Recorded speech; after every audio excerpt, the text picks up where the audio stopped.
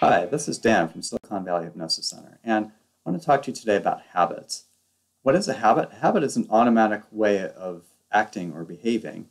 We all have habits, and some of them are good habits, like brushing our teeth every day, and some of them are bad habits, like smoking. More about that in a future video. And I was kind of recently reminded of habits when I moved into a new place. And in my new place, I wash my hands and I automatically turn around to reach for the towel behind me. But the problem is, the towel was behind me in the old place. That was the habit that was built in. And in the new place, the towel is actually beside me. So it got me to thinking, what kind of habits do I have that I haven't been aware of that I could also change, that are, not just about how I do things in my new house? And I'll ask you the same question. What sort of habits might you have that no longer serve you? Could be habits about patterns of thinking that might be like frustration or fear or anxiety or worry or judgment or anything like that. So think about something like that. And if you can't really think of something that comes to mind, I'll invite you to observe your behavior for the next day, the next 24 hours, and just kind of notice, why am I doing what I'm doing?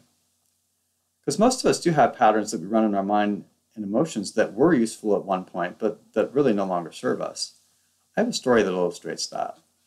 So a young woman goes to cook a ham. She's preparing it for dinner, and as she's putting it in the oven, before she does, she cuts off the end and puts it in the oven. And her friend asks her, "Hey, why did you cut off the end?" And she said, "Well, I don't know. That's just the way I learned how to do it. My mom always did that, so that's the way I do it."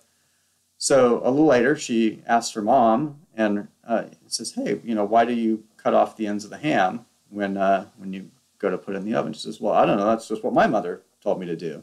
That's the way I learned it was supposed to be." So a few weeks later, she goes to visit her grandmother, and she asks, "Why do you cut off the ends of the ham before you put it in the oven?" And she says, "Well, dear, that's the only way that it'll actually fit in the oven." So I'll invite you to really think about and really observe yourself and notice what kind of habits that you might be doing now that no longer serve you.